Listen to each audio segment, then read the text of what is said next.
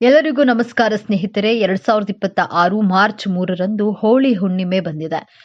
ಇದರ ಜೊತೆಗೆ ಚಂದ್ರಗ್ರಹಣ ಕೂಡ ಬಂದಿದೆ. 500 ವರ್ಷಗಳ ಬಳಿಕ ಹೋಳಿಯಂದೇ ಪೂರ್ಣ ಚಂದ್ರ ಗ್ರಹಣ. ಈ 6 ರಾಶಿಯವರಿಗೆ ಹೆಜ್ಜೆ ಹೆಜ್ಜೆಗೂ ಸಿಗುವುದು ಸಕ್ಸಸ್. ಹೋಳಿಯ ಸಂದರ್ಭದಲ್ಲಿ ಪೂರ್ಣ ಚಂದ್ರಗ್ರಹಣವು ಕುಂಭರಾಶಿಯಲ್ಲಿ ಸಂಭವಿಸುವುದು. ಈ ಚಂದ್ರಗ್ರಹಣದಿಂದ ಯಾವ 6 ರಾಶಿಗೆ ಸೇರಿದ ಜನರ ಅದೃಷ್ಟದ ಬಾಗಿಲು ತೆರೆಯಲಿದೆ? ಜ್ಯೋತಿಷ್ಯ ಶಾಸ್ತ್ರದ ಪ್ರಕಾರ ಸಮಯಕ್ಕೆ ಸರಿಯಾಗಿ ಚಂದ್ರ ಮತ್ತು ಸೂರ್ಯ ಗ್ರಹಣವು ಸಂಭವಿಸುವುದು. ಇದರ ಪ್ರಭಾವವನ್ನ ಪ್ರತಿಯೊಬ್ಬ ವ್ಯಕ್ತಿಯ ಜೀವನದ ಮೇಲೆ ಮತ್ತು ಜಗತ್ತಿನ ಮೇಲೆ ನೋಡಬಹುದು. 2026ರ ಮೊದಲ ಪೂರ್ಣಚಂದ್ರ ಗ್ರಹಣ ಪಾಲ್ಗುಣಿ ಪೂರ್ಣಿಮೆಯ ಶುಭ ಸಂದರ್ಭದಲ್ಲಿ ಸಂಭವಿಸುವುದು.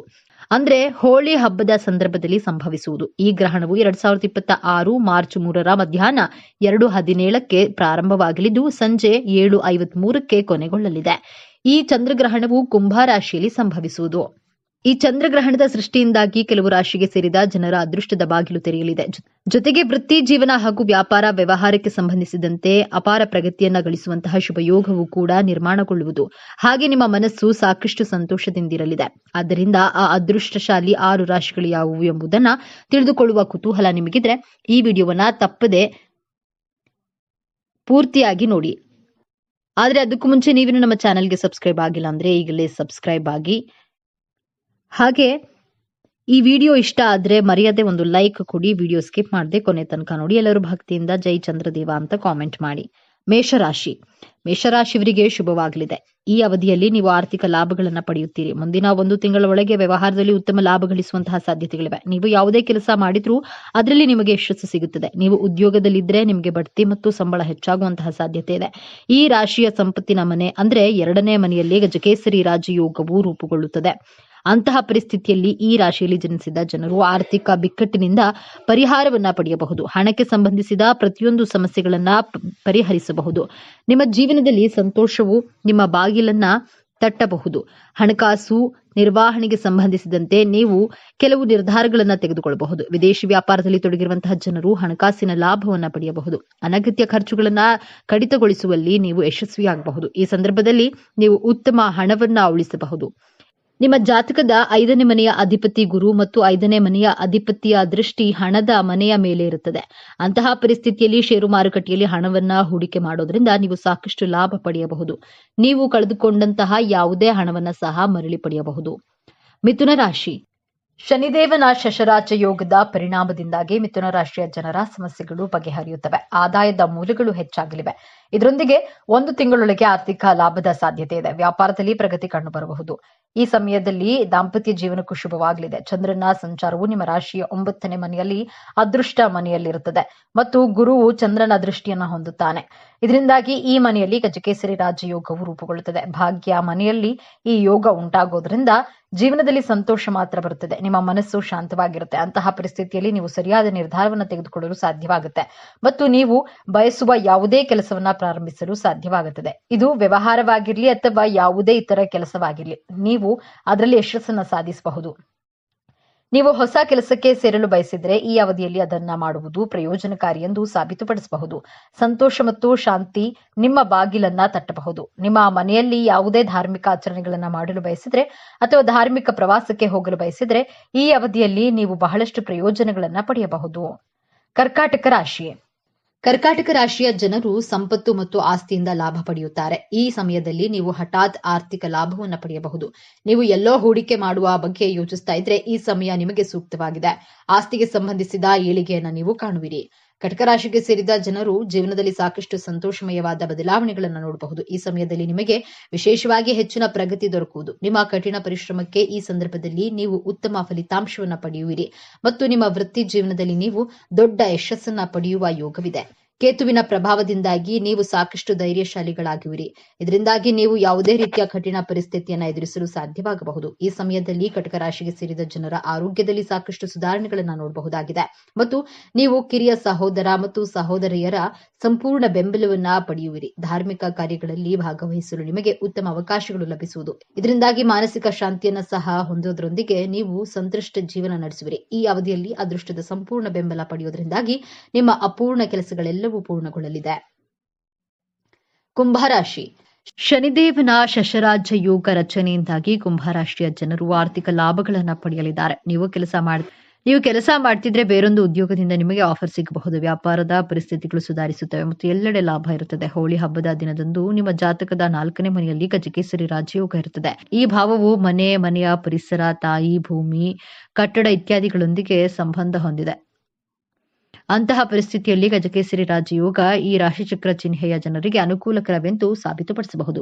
ಈ ರಾಶಿಚಕ್ರ ಚಿಹ್ನೆಯ ಜನರು ಭೂಮಿ, ಆಸ್ತಿ, ವಾಹನ, ಮನೆ ಇತ್ಯಾದಿಗಳನ್ನು ಖರೀದಿಸುವ ಕನಸುಗಳನ್ನ ಈ ಅವಧಿಯಲ್ಲಿ ನನಸಾಗಬಹುದು. ಇದಲ್ಲದೆ ನಿಮ್ಮ ಮನೆ, ವಾಹನ ಅಥವಾ ಜಮೀನನ್ನ ಮಾರಾಟ ಮಾಡಲು ಬಯಸಿದ್ರೆ ಈ ಅವಧಿಯಲ್ಲಿ ನೀವು ಸಾಕಷ್ಟು ಲಾಭವನ್ನ ಪಡೆಯಬಹುದು. ಅಂತಹ ಪರಿಸ್ಥಿತಿಯಲ್ಲಿ ನಿಮ್ಮ ತಾಯಿಯ ಆರೋಗ್ಯ ಕೆಟ್ಟದಾಗಿದ್ರೆ ಈಗ ಉತ್ತಮ ಸಮಯವಾಗಿದೆ.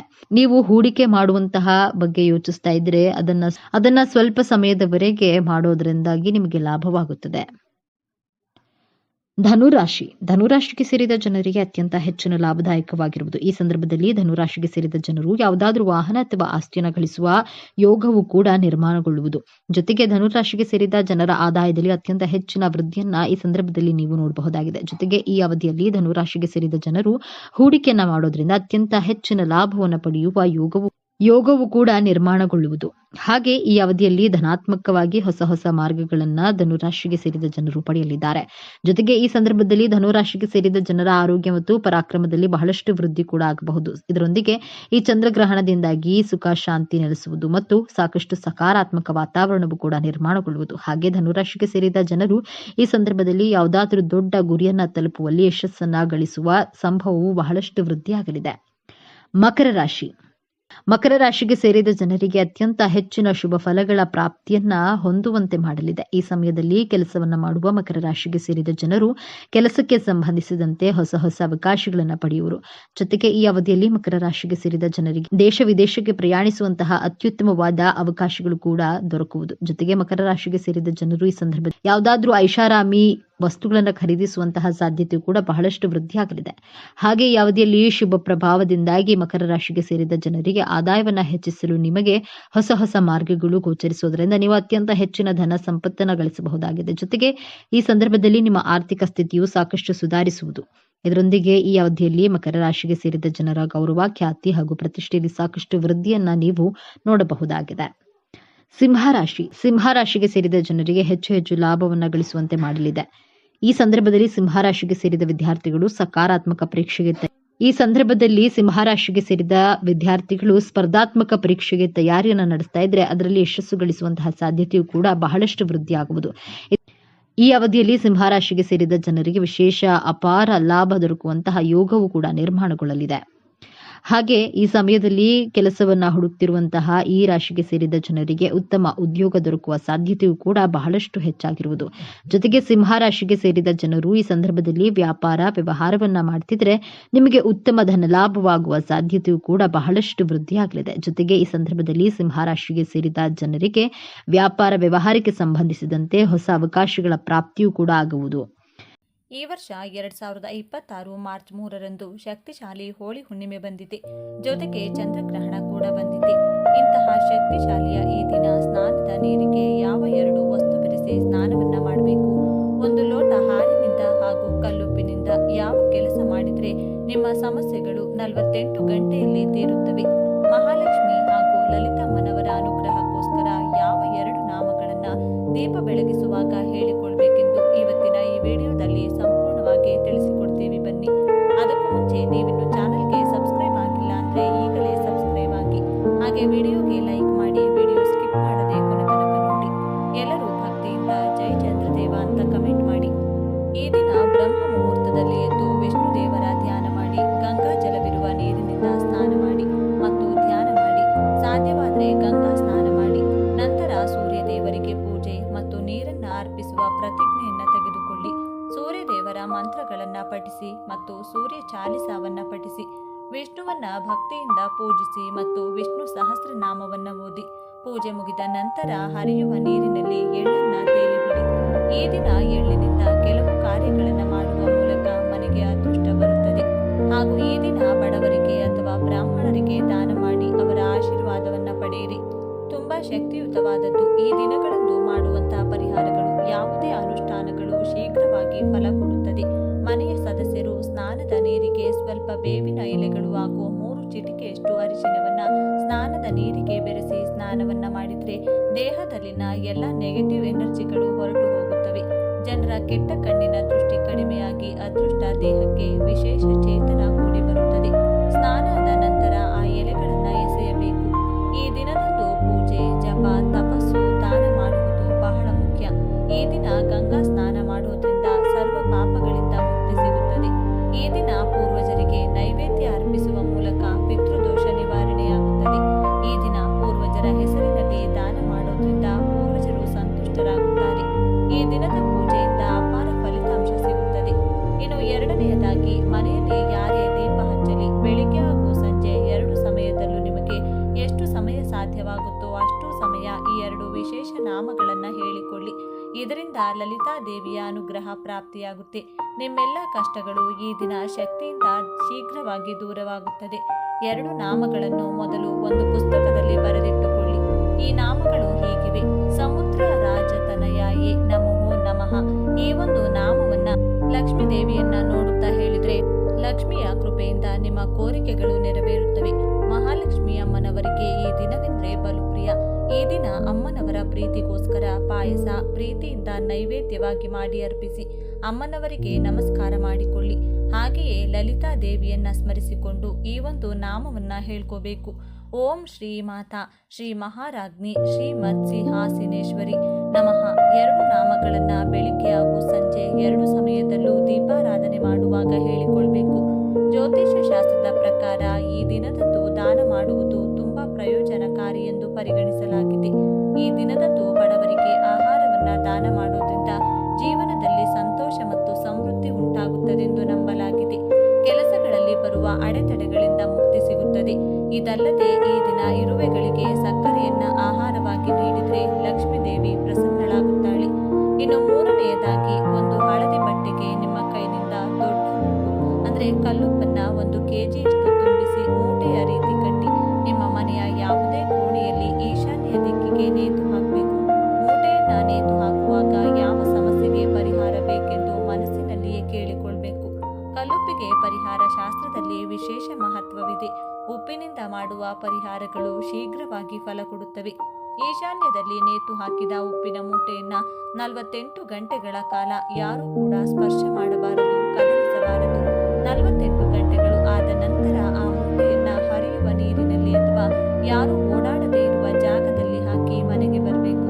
ನೀವು ಹಣಕಾಸಿನ ಅಡೆತಡೆ ಬಗ್ಗೆ ಕೇಳಿಕೊಂಡ್ರೆ ಹಣದ ಎಲ್ಲ ಸಮಸ್ಯೆಗಳು ದೂರವಾಗುತ್ತೆ. ಆರೋಗ್ಯ, ವಿದ್ಯೆ, ವ್ಯಾಪಾರ, ಸಂಸಾರ, ಮನೆಯ ನೆಮ್ಮದಿ, ಯಾವುದೇ ಕೋರಿಕೆಯ ಬಗ್ಗೆ ಹೇಳಿಕೊಂಡಿದ್ರು ಆ ಸಮಸ್ಯೆಗೆ 48 ಗಂಟೆಯಲ್ಲಿ ಒಂದು ದಾರಿ ಅಥವಾ ಪರಿಹಾರದ ಹಾದಿ ನಿಮಗೆ ಕಾಣಿಸುತ್ತದೆ. ಈ ಕೆಲಸವನ್ನ ಅಮಾವಾಸ್ಯೆ ದಿನ ಬೆಳಿಗ್ಗೆ 6 ಗಂಟೆಯಿಂದ 11 ಗಂಟೆ 30 ನಿಮಿಷದ ಒಳಗಾಗಿ ಮಾಡಿಕೊಳ್ಬೇಕು. ಈ ದಿನದಂದು ಶಿವ ಮತ್ತು ಪಾರ್ವತಿ ದೇವಿಯನ್ನ ಪೂಜಿಸುವ ಸಂಪ್ರದಾಯವಿದೆ. ಈ ದಿನ ಪೂರ್ವಜರು ಸೂರ್ಯಾಸ್ತದವರೆಗೆ ವಾಯುವಿನ ರೂಪದಲ್ಲಿ ಮನೆ ಬಾಗಿಲಲ್ಲಿಯೇ ಇದ್ದು ತಮ್ಮ ಕುಟುಂಬದಿಂದ ತರ್ಪಣ ಮತ್ತು ಶ್ರಾದ್ದವನ್ನ ಬಯಸುತ್ತಾರೆಂದು ನಂಬಲಾಗಿದೆ. ಆದ್ದರಿಂದ ಈ ದಿನ ಪವಿತ್ರ ನದಿಯಲ್ಲಿ ಸ್ನಾನ ಮಾಡಿ ಮತ್ತು ಅನ್ನವನ್ನ ಅರ್ಪಿಸಿ ಮನೆಯಲ್ಲಿ ಬ್ರಾಹ್ಮಣರಿಗೆ ನಿಮ್ಮ ಕೈಲಾದಷ್ಟು ದಾನ ಮಾಡಿ. ಹೀಗೆ ಮಾಡೋದ್ರಿಂದ ಆಯಸ್ಸು ವೃದ್ಧಿಯಾಗುತ್ತದೆ ಮತ್ತು ಕುಟುಂಬದಲ್ಲಿ ಸುಖ ಸಮೃದ್ಧಿ ಇರುತ್ತದೆ.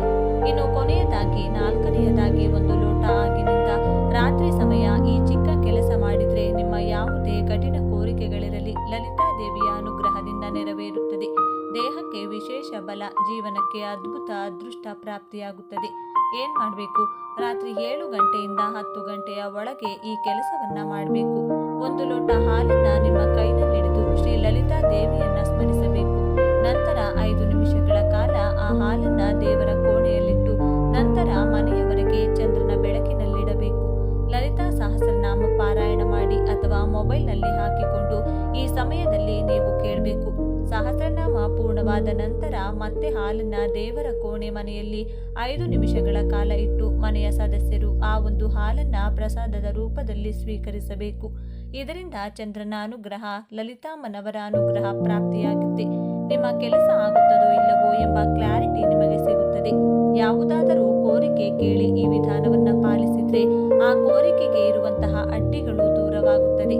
ಯಾರಿಂದಲಾದರೂ ಮೋಸ ಹೋಗುವ ಸಾಧ್ಯತೆ ಇದ್ರೆ ಎಚ್ಚರಿಕೆ, ನಿಮಗೆ ಸಿಗುತ್ತದೆ. ಮಾನಸಿಕ ನೆಮ್ಮದಿ ಸಿಕ್ಕು ಅನೇಕ ವಿಧವಾಗಿ ಏಳಿಗೆಯನ್ನು ನೀವು ಕಾಣಬಹುದು. ಹಣಕಾಸಿನ ಸಮಸ್ಯೆ, ವಿದ್ಯೆಗೆ ಅಡೆತಡೆ, ಸಾಲದ ಸುಳಿ, ನಿತ್ಯ ಕಲಹ, ಅನಾರೋಗ್ಯದ ಸಮಸ್ಯೆಗಳು ಶೀಘ್ರವಾಗಿ ದೂರವಾಗುತ್ತದೆ. ಮುಂದಿನ ಅಮಾವಾಸ್ಯೆ ಅಥವಾ ಹುಣ್ಣಿಮೆಯ ಒಳಗಾಗಿ ನಿಮ್ಮ ಜೀವನ ಖಂಡಿತವಾಗಿಯೂ ಬದಲಾಗುತ್ತದೆ. ಉಗುರು ಬೆಚ್ಚಗಿನ ಹಾಲನ್ನ ಈ ವಿಧಾನಕ್ಕೆ ನೀವು ಬಳಸಬಹುದು. ಈ 4 ಕೆಲಸಗಳನ್ನ ಈ ದಿನ ಮಾಡಿ ನೋಡಿ. ಎಲ್ಲ ಮಾರ್ಗದಲ್ಲೂ ನಿಮ್ಮ ಹಣ ಸಂಪಾದನೆ ಹೆಚ್ಚಾಗುತ್ತದೆ. ಲಲಿತಾ ದೇವಿ ಹಾಗೂ ಮಹಾಲಕ್ಷ್ಮಿ ದೇವಿ ಕೃಪೆಯಿಂದ ಅದೃಷ್ಟ ಕೂಡಿ ಬರುತ್ತದೆ. ಈ ದಿನ ಆಂಜನೇಯ ಸ್ವಾಮಿಯ ಮುಂದೆ ತುಪ್ಪದ ದೀಪವನ್ನ ಹಚ್ಚಿಟ್ಟು ಈ ಶಕ್ತಿಶಾಲಿ ಮಂತ್ರವನ್ನ ಪಠಿಸಬೇಕು. ಇದರಿಂದ ಕಾರ್ಯಸಿದ್ಧಿಯಾಗುತ್ತದೆ. ಆಂಜನೇಯನ ಪರಿಪೂರ್ಣ ಅನುಗ್ರಹ ಲಭಿಸುತ್ತದೆ. ದೊಡ್ಡ ದೊಡ್ಡ ಕಷ್ಟಗಳು ಕೂಡ ದೂರವಾಗುತ್ತದೆ. ಈ ಕಾರ್ಯಸಿದ್ಧಿ ಹನುಮಾನ್ ಮಂತ್ರ ಈ ವಿಧವಾಗಿದೆ. ಓಂ ಶ್ರೀ ವಜ್ರದೇಹಾಯ ರಾಮಭಕ್ತಾಯ ವಾಯುಪುತ್ರಾಯ ನಮೋಸ್ತುತೆ. ಈ ಒಂದು ಮಂತ್ರವನ್ನ 3 ಬಾರಿ, 21 ಬಾರಿ ಅಥವಾ 108 ಬಾರಿ ಹೇಳಿಕೊಂಡು, ವಿಶೇಷವಾಗಿ ಅಸಾಧ್ಯ ಸಾಧಕ ಹನುಮ ಸ್ತೋತ್ರ ಆಗಿರಬಹುದು, ಹನುಮ ಚಾಲಿಸ ಆಗಿರಬಹುದು, ಸುಂದರಕಾಂಡ ಪಾರಾಯಣ ಮಾಡುವುದಾಗಿರಬಹುದು, ರಾಮರಕ್ಷಾ ಸ್ತೋತ್ರವನ್ನ ಹೇಳಿಕೊಂಡ್ರೂ ಕೂಡ ತುಂಬಾ ಒಳ್ಳೆಯದು. ಯಾವ ಮಂತ್ರ ಸ್ತೋತ್ರ ಪಾರಾಯಣ ಮಾಡಲು ಬರೋದಿಲ್ಲ ಎನ್ನುವವರು ಪ್ರೀತಿಯಿಂದ ಶ್ರೀರಾಮ ಜಯ ರಾಮ ಜಯ ಜಯ ರಾಮ ಎಂದು ಹೇಳುತ್ತಾ ಆಂಜನೇಯನನ್ನ ಈ ದಿನ ಪೂಜಿಸಬಹುದು. ಇದರ ಜೊತೆಗೆ ಆಂಜನೇಯನ ಬಲ ಶಕ್ತಿ ಸದಾ ನಿಮ್ಮೊಂದಿಗಿರಲು ಹನುಮಾನ್ ಸ್ತೋತ್ರ ಎಂಬ ವಿಶೇಷ ಸ್ತೋತ್ರವಿದೆ.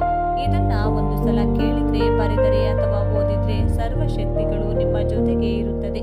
ಶತ್ರುಗಳಿಂದ ಆಗುವಂತಹ ತೊಂದರೆ, ದುಷ್ಟ ಶಕ್ತಿಗಳ ಕಾಟ ನಿಮ್ಮ ಹತ್ತಿರವೂ ಕೂಡ ಸುಳಿಯುವುದಿಲ್ಲ. ಸರ್ವ ಜಯವು ನಿಮ್ಮದಾಗುತ್ತದೆ.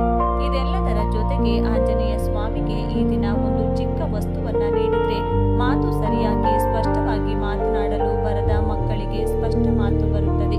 ವ್ಯಾಪಾರ ಏಳಿಗೆ ಆಗದವರಿಗೆ ವ್ಯಾಪಾರದ ಜಯ, ಹಣದ ಕಷ್ಟವಿದ್ದವರಿಗೆ ಧನಲಾಭ, ಅನಾರೋಗ್ಯ ಇದ್ದವರಿಗೆ ಆರೋಗ್ಯ, ವಿದ್ಯೆಯ ಬಲ ಇಲ್ಲದವರಿಗೆ ವಿದ್ಯೆಯ ಶಕ್ತಿ ಲಭಿಸಿ ಉತ್ತಮೋತ್ತಮ ಫಲ ಲಭಿಸುತ್ತದೆ.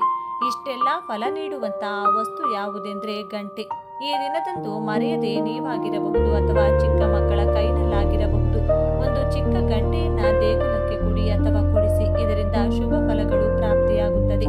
ಇನ್ನು ಸಿಂಧೂರದಿಂದ ಆಂಜನೇಯ ಸ್ವಾಮಿಯ ದೇಗುಲದಲ್ಲಿ ಅರ್ಚನೆ ಮಾಡಿಸಿ ಆ ಸಿಂಧೂರವನ್ನ ಮನೆಗೆ ತಂದು ಎಳ್ಳೆಣ್ಣೆಗೆ ಬೆರೆಸಿ ದಿನವೂ ಹಣೆಗೆ ತಿಲಕವಾಗಿ ಇಡುತ್ತಾ ಬನ್ನಿ. ಆಂಜನೇಯ ಸ್ವಾಮಿಯು ಶಿವನ ಅಂಶ ಎಂದು ಹೇಳಲಾಗುತ್ತೆ. ಆದ್ದರಿಂದ ಈ ದಿನ ಶಿವನ ದರ್ಶನವನ್ನ ಮಾಡಿ ಹನುಮ ರಾಮ ಇಬ್ಬರನ್ನು ಕೂಡ ಸ್ಮರಿಸಿಕೊಳ್ಳಿ. ಆಂಜನೇಯ ಸ್ವಾಮಿಗೆ ತುಳಸಿ ದಳಗಳು, ಪಾರಿಜಾತ ಪುಷ್ಪ, ದಾಸವಾಳ ಪುಷ್ಪ, ಸೇವಂತಿಗೆಯನ್ನ ಈ ದಿನ ವಿಶೇಷವಾಗಿ ಅರ್ಪಿಸಿ ನಮಸ್ಕಾರ ಮಾಡಿಕೊಳ್ಳಿ. ಇನ್ನು ಈ ವಿಶೇಷ ದಿನದಂದು ಸತ್ಯನಾರಾಯಣ ಸ್ವಾಮಿ ಕಥೆ ಕೇಳಿದ್ರೆ, ಓದಿದ್ರೆ ಅಥವಾ ಸತ್ಯನಾರಾಯಣ ಸ್ವಾಮಿ ಪೂಜೆ ಮಾಡಿಸುವುದು, ಪೂಜೆಯಲ್ಲಿ ಕೂರುವುದು ಮಾಡಿದ್ರೆ ಸರ್ವ ವಿಧವಾದ ಜಾತಕ ದೋಷಗಳು, ದಾರಿದ್ರ್ಯ ದೋಷಗಳು ಕಳೆದು ಮನೆಯ ಏಳಿಗೆಯಾಗುತ್ತೆ. ಪೂಜೆ ಮಾಡಿಸಲು ಅಥವಾ ಸತ್ಯನಾರಾಯಣ ಸ್ವಾಮಿ ಕಥೆ ಕೇಳಲು ಸಾಧ್ಯವಾಗದಿದ್ದವರು ನಿಮ್ಮ ಊರಿನಲ್ಲಿರುವಂತಹ ಸತ್ಯನಾರಾಯಣ ಸ್ವಾಮಿ ದೇಗುಲವಿದ್ರೆ ದರ್ಶನ ಮಾಡಿ ಬನ್ನಿ. ಅಥವಾ ಮನೆಯಲ್ಲಿಯೇ ಸತ್ಯನಾರಾಯಣ ಸ್ವಾಮಿ ಫೋಟೋ ಇಟ್ಟು ತುಪ್ಪದ ದೀಪ ಹಚ್ಚಿ ನಮಸ್ಕಾರವನ್ನ ಮಾಡಿಕೊಳ್ಳಿ. ಈ ವಿಡಿಯೋಗೆ ಒಂದು ಲೈಕ್ ಅನ್ನ ಕೊಟ್ಟು ಜೈ ಮಹಾಲಕ್ಷ್ಮಿ ದೇವಿ, ಜೈ ಲಲಿತಾ ದೇವಿ ಅಂತ ಬರೆದು